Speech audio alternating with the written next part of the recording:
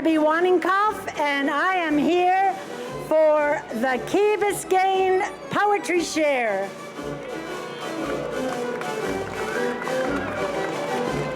Today we are here to celebrate the 20th anniversary of our community center. Yes! We're here also to recite some poetry and to highlight some Key Biscayne history. Come on, you gotta wanna hear this, everybody. Join. The Key Biscayne Poetry Share is about connecting our community with poetry by shining a light on self-expression and creativity through poetic words. We believe that poetic words can be magical wands. They can be windows to our souls. They can give us wings to fly. They can call us to action. And they can paint pictures. I'd like to paint a picture right now. This is a gem poem written by Judith Gregg, an island resident, about morning on Key Biscayne. Morning. Dawn's long shadows silence my soul. Silk sands of sea, seagulls gliding softly, calling out morning. Did you see a picture? Did that paint a picture? It did for me. Soon you will meet two amazing poet historians. One of them is a giant. Even though she doesn't stand that tall, she is a giant in the history of Key Biscayne. But first, I would like to ask a question to someone in the audience. What is history? Can someone come up and tell me what they think history is?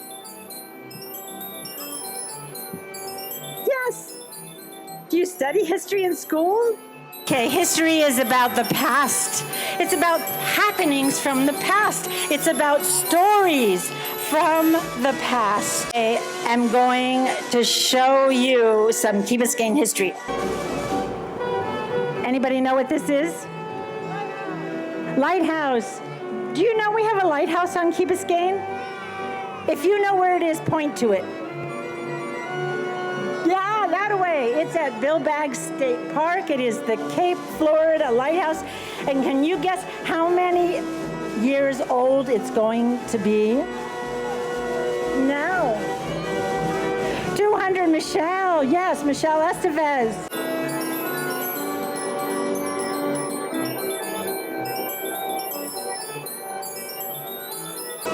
I just saw a visor from the Key Biscayne Hotels and Villas. I don't know what year that closed. It was destroyed by Hurricane Andrew in 1992. Okay, so I am holding history in my hands. This is the history of Key Biscayne, a history of Miami's tropical island and the Cape Florida Lighthouse, written by the giant I was telling you about, Joan Gil Blank. But before Joan comes up, I'm going to have Frank Caplan come up for a few words and maybe a poem. And hello all. I don't think he's going to. It's such a coincidence. With Marilyn's help, Joan and I had prepared to do a jazzercise class to the Ghostbusters song, but they just did it. So instead, we'll do a little riff on history and poetry. The Key Biscayne Poetry Slam, to employ a metaphor, is the Super Bowl of local poetry events. On behalf of Joan and Debbie and our committee, Gina and Michelle and everybody, Marilyn, welcome, and thank you all for helping us to add to the colorful palette of our arts and culture offerings. The dovetail with history this year is supported by the anniversary of the Lighthouse, 200th anniversary, and the 30th anniversary of the Community Center. 20, beg your pardon. What did I say about math, right? In an election year, and considering the history of the community center, there's also a theme that invokes self-governance in a democracy. We'll try to keep that light and short. Turning to the community center, we got to look back 20 years. This hallowed institution now and center of our community life was 20 years ago a debatable aspiration, as some of us remember. The doing of this thing was very controversial. The pros and cons were like the arrows of Agincourt. Do you like that? That's a metaphor and an allusion. That's what we do at Poetry Share. The debate about the community center was not the first debate that ever afflicted and drew the life of this community, but it was among the very first after incorporation, when at last, after years and years of effort, the quality of our debates and the outcomes of our decisions were purely up to us. Neither side in this debate could look across the bridge to the county as either a source of hope or disappointment. In the midst of all of the disagreements, I remember our county commissioner at the time, who was Jimmy Morales, paraphrasing. He was out here in one of the debates saying, "You wanted self-determination? Well, you got it, and this is what it looks like. So it's up to you how you handle this." Well, I think we've handled it pretty well. Thank you. We got a lot to do, still going. We came to a decision on the community center, somewhat scaled back, compromises, and it just took off. As many of the things that we strategize do and then accomplish, they take off. And both sides, protagonists on the pro and on the con, friends and neighbors, carried on. And that's our legacy. And it's a big responsibility because that touches on the self-governance part. Because everything we do is up to us. What we think is important, how we strategize, how we come to decisions and how we execute them, it's all up to us. So, we need to be at our best to do this well. And we'll turn to poetry. To put us in a proper state of mind, and before I introduce Joan, how about an encounter with Robert Frost, who spoke at John F. Kennedy's inauguration in 1961, several months after he and future president, former Vice President Nixon, met at the villas and hotels to do a transition, a healthy part of the legacy of good government. The poem is called "The Gift Outright," and here I go. This is Robert Frost. "The land was ours before we were the land's. She was our land more than 100 years before we were her people. She was ours in Massachusetts and in Virginia, but we were England's, still colonials, possessing what we were still unpossessed by, possessed by what we now no more possessed. Something that we were withholding made us weak until we found that it was ourselves. We were withholding from our land of living and forthwith found salvation in surrender. Such as we were, gave ourselves outright, the deed of gift, as many deeds of war, to the land vaguely realizing westward, but still unstoried, artless, and unenhanced, such as she was and such as she would become." In the last line of that, President Kennedy asked Robert Frost, according to Caroline Kennedy's book on the subject, to substitute the word in the last sentence, "would," for the original, which was "will." That was President Kennedy's request. As I thought about that, it seems to me that "would" has a more contingent meaning, implying a result that's born of effort, not inevitable. So I thought that was interesting to touch on. And that speaks, of course, to our responsibility in self-governance, just like in life, to do our best to reach the best outcomes. So with that, it's time to get iconographic. So I will introduce an icon, an author, but that's not quite sufficient, a prolific and excellent and esteemed author, an historian, famous locally and beyond on account of the definitive, mandatory, excellent coffee table book on Key Biscayne and Cape Florida, a private writer, too, following her own private muse in a lifelong habit for her own sustenance and energy and for the enrichment of her family and friends, an artist and a collector as well with a polyverse and sophisticated aesthetic, including an eye and appreciation for the shaman in the mundane, and relevant for today and important every day, a poet, an artist in words, as we shall see, and also important for every day, an environmentalist, a preservationist, and a naturalist. And that, of course, refers to our own Joan Gil Blank. Joan is a long-standing member of the National Press Club. She's published a number of books, including the Cape Florida, Key Biscayne Gem, and also was co-editor of Born of the Sun, which was the official chronicle of the Florida Bicentennial. She was a guest editor and writer and columnist for many years for newspapers and magazines, locally, regionally, nationally, internationally, always writing with a touch of humor and insight. Considering her subtropical pedigree here on Key Biscayne for so long, it would surprise you maybe to learn that Joan was born in Buffalo. She was not climate adverse, but was attuned to myth and literature as a girl, and so migrated, following the lyric of the Seven Sisters, to an enriching undergraduate career at Sarah Lawrence College in Bronxville, New York. In her postgraduate career, she edited and contributed to lots and lots of publications.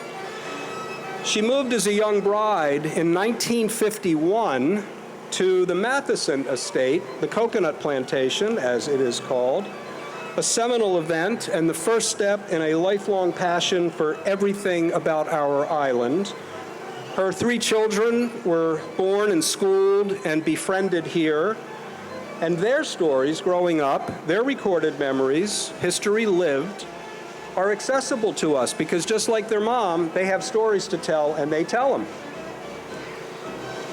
So Joan is about as good as it gets, just like a lot of things about Key Biscayne.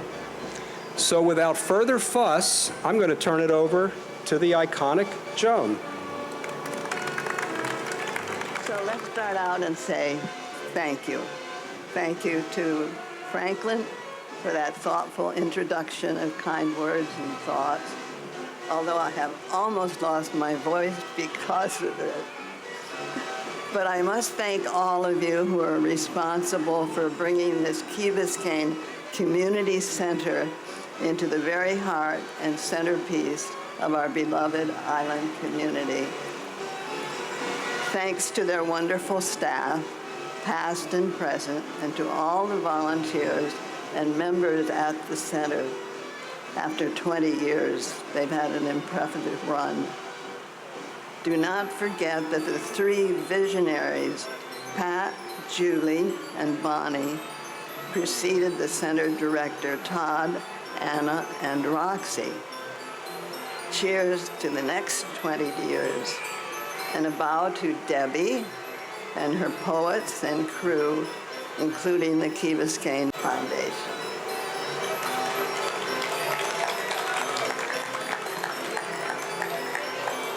Now it is showtime. Poetry and history and a touch of literacy. Rhyme is another word for poem. Poem is another word for verse.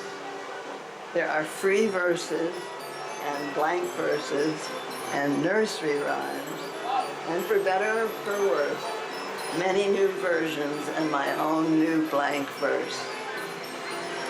A poem writer is a poet. Who among us knew it? And another note, children often meet their first poets through their parents' bedtime readings of Dr. Seuss, Shel Silverstein, as well as Mother Goose rhymes. And I think some of you know that, or all of you know that. I had thought that today I was misunderstood was mostly going to be children. And so I started out with a nonsense verse, which is called, Said the Lighthouse to the Keeper. And I'd like to read that to you. Said the lighthouse to the keeper, would you please turn on the light? You know it's well past noon and soon it will be night. Mark my words, the sun is dropping in the west. This is no time to nap or rest.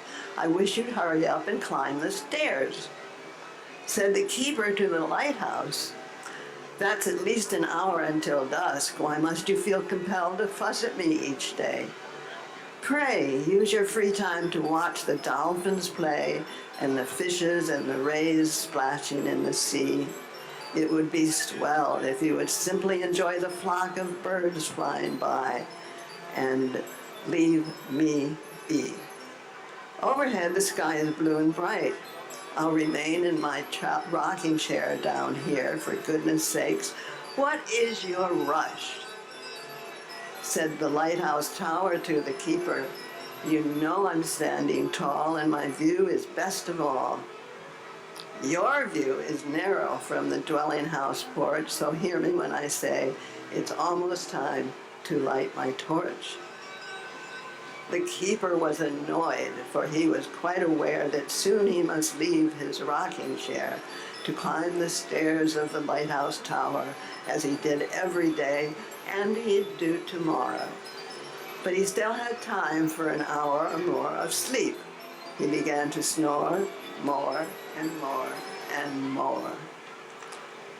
Said the tower to the keeper with a doleful sigh, from dusk to dawn you hold over me great power. Unlike the stars, I cannot light the night without you, or shine my light to guide the ships that sail far out at sea, away from wrecking, on the reef or running up upon the beach.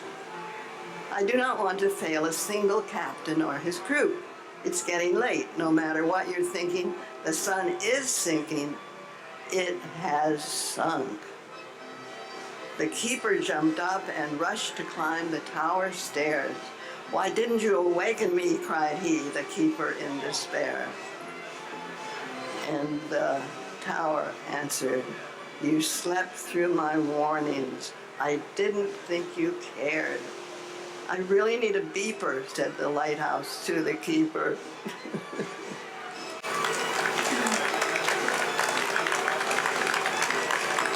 Next poem was written for a presentation I was doing to the Archaeology Society. At the time they were searching the island following Hurricane Andrew. Hopefully picking up and digging up history. I gave a lecture and followed it eventually with a poem called Sticks and Stones, Sand and Bones. Sticks and Stones, Sand and Bones. That was in the 1998. Sticks and stones, sand and bones, archaeologists together or alone look for potsherds, tools, or masks, digging, scraping, or making a cast of skeletal findings from our past. Megaliths, talmans, middens, and mounds, archaeologists search on ancient grounds, seeking answers from pods and seeds, found bowls or baskets, or trading beads. Finding clues in fill or relic dunes, searching for Stonehenge, Woodhenge, or runes, or just a trace of an earlier culture before it's supplanted by another. Sticks and stones, sand and bones are part of the sum of the great unknown of people and their symbols, rituals, and dance. Would that dredges and bulldozers would give us half a chance. Sticks and stones, sand and bones are part of the sum of the great unknown.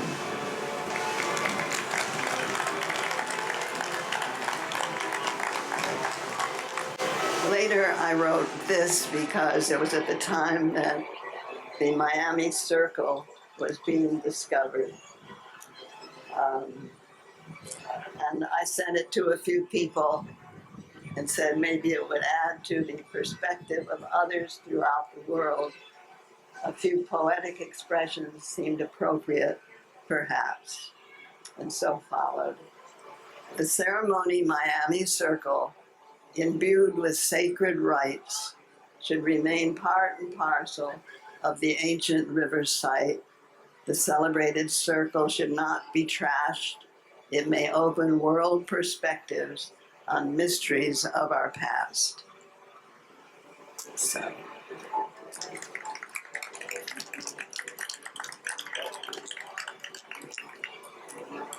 Prior to Sticks and Stones, I wrote about dunes on our beach.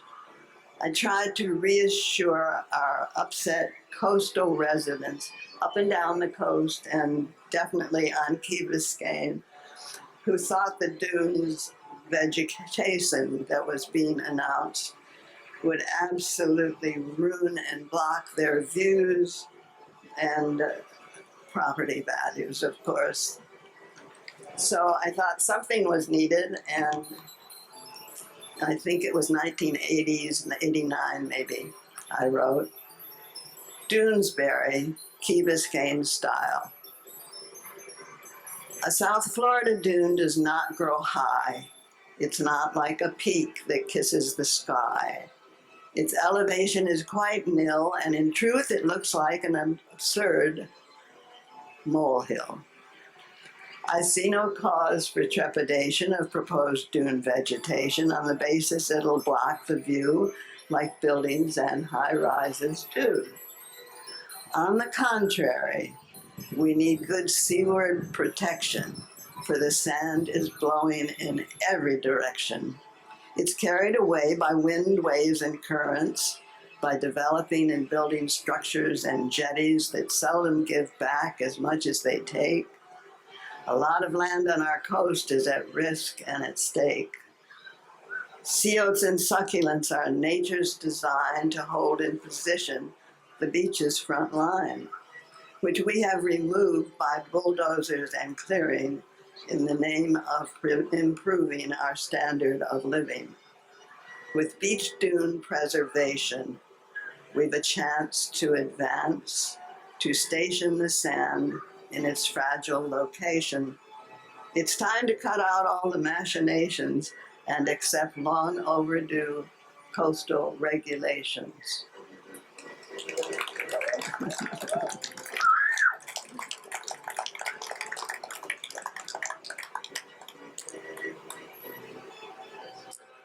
And this is when I was working with the restoration and rededication of the children's playground and the merry-go-round on the 55th anniversary of Crandon Park.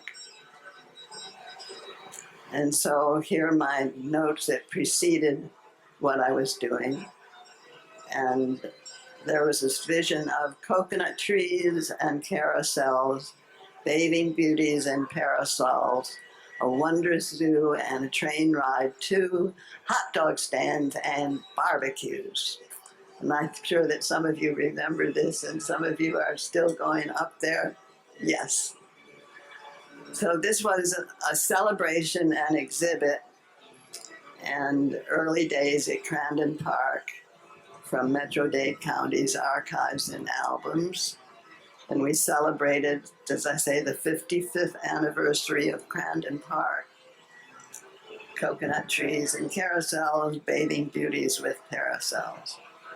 And then I was asked to write the captions, the text for a coloring book on the day when we celebrated the rededication of the whole playground.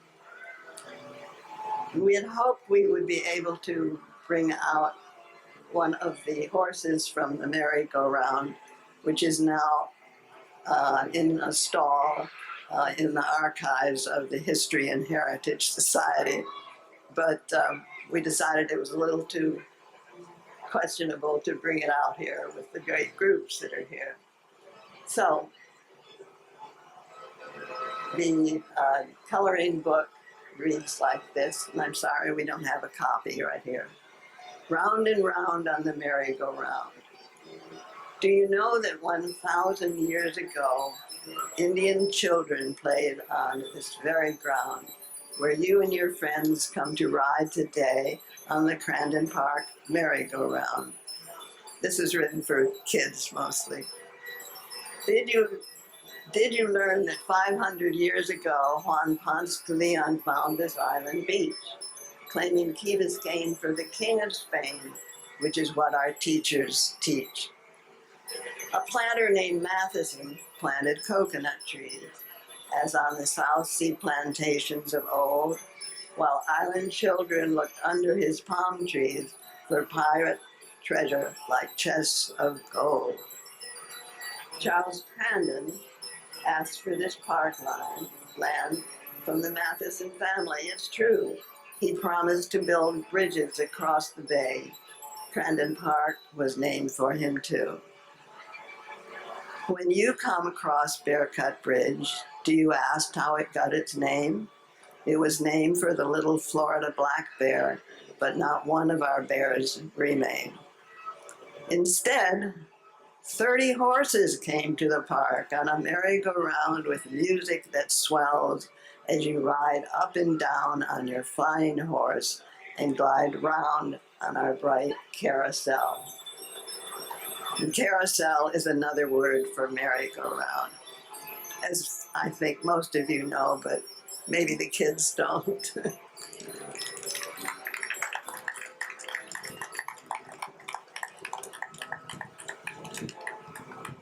In the merry-go-round verse, I asked if you remembered the bears as you came over Bear Cut. Well, do you remember the dolphins, and now also known as porpoises, or then they used to be known as porpoises more than dolphins, and then it got confused with the fishes. But do you remember the dolphins swimming slowly round and ringing our island? I wrote this for my 3 children when they were very, very young, and they had heard a verse about Peter, whoops, and I changed it to Peter Porpoise. Do you all know that verse? Okay. Well, my verse you don't know, but you know the Peter Piper book, one about pickled peppers? Okay. So I changed it to Porgy Porpoise poured a pot of polyp plankton. A pot of polyp plankton, Porgy Porpoise poured. If Porgy Porpoise poured a pot of polyp plankton, where's the pot of polyp plankton Porgy Porpoise poured?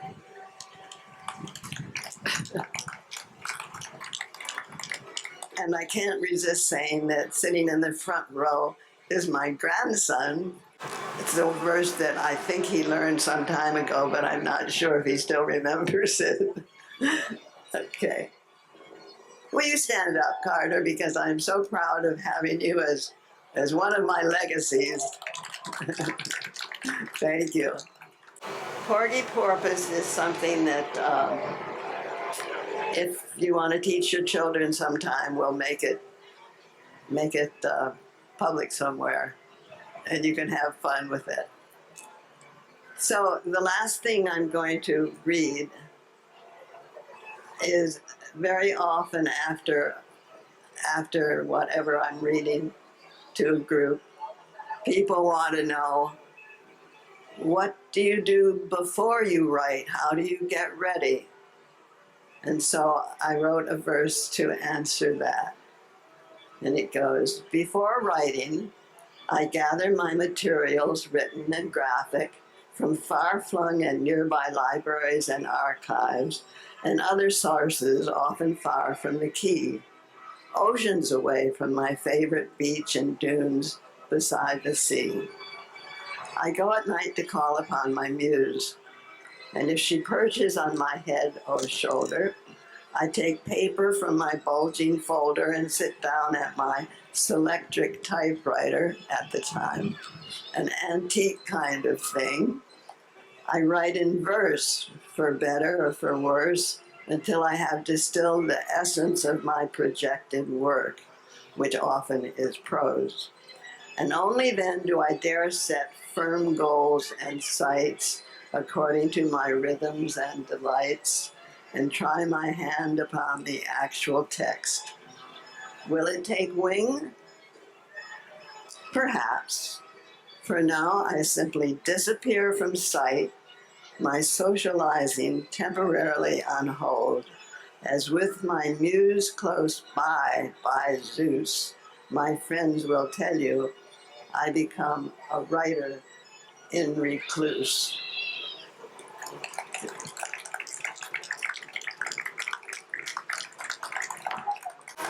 Well, thank you very much. I'm glad to be out and here with all of you. We are at the conclusion of our program. Hello. So this is the launch of our series of the Key Biscayne Poetry Share Season 2. It's titled Poets in Our Parks, and we would love for all of you to come out to our November 15th event, the Biscayne Poet Live, with music and poetry. And we would love to see you. It's going to be right here at Paradise Park. So to end our program, we have a Key Biscayne poet named Marilyn Myles, actually very famous Marilyn Myles. And she's going to read a poem for the community center, and then we're going to sing Happy Anniversary to the community center. Thank you and good afternoon. Thanks for coming out. I don't have a lot of history prepared for you, but all I have to say is if you know, you know. I have worked at the community center and lived pretty much at the community center since 2004 when we opened. Thank you, Todd.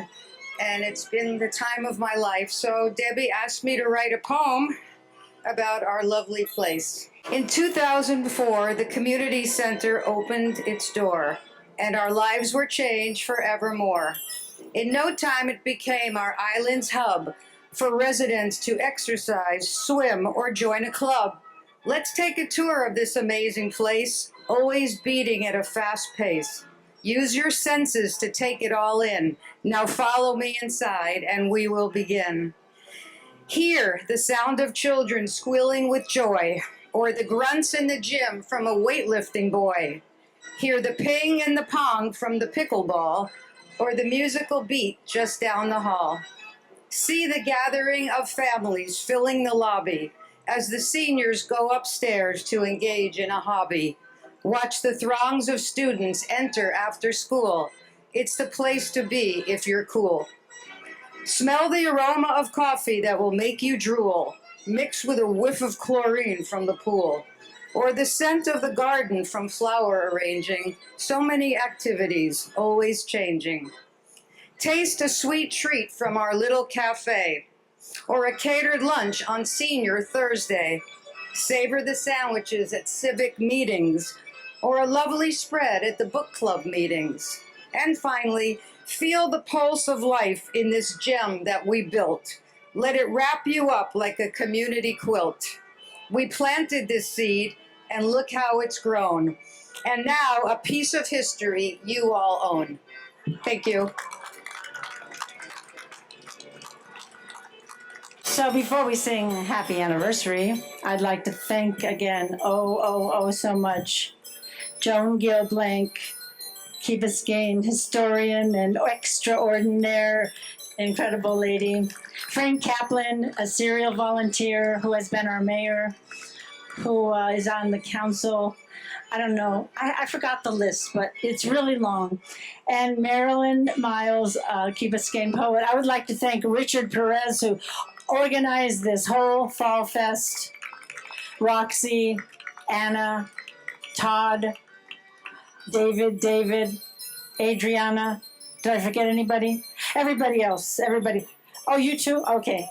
Happy anniversary to you. Happy anniversary, dear Community Center. 20 years, oh wow. Happy anniversary to you. One more time, I want to hear you more because I hear myself a lot. I guess because I'm on a microphone. Happy anniversary, dear Community Center. 20 years, oh boy, oh awesome. Happy anniversary to you. Thank you so much for coming to our launch of the Key Biscayne Poetry Share. You are awesome. Join us on November the 15th right here. Oscar Fuentes and his Latin music trio, 6:30 p.m. Have a good day.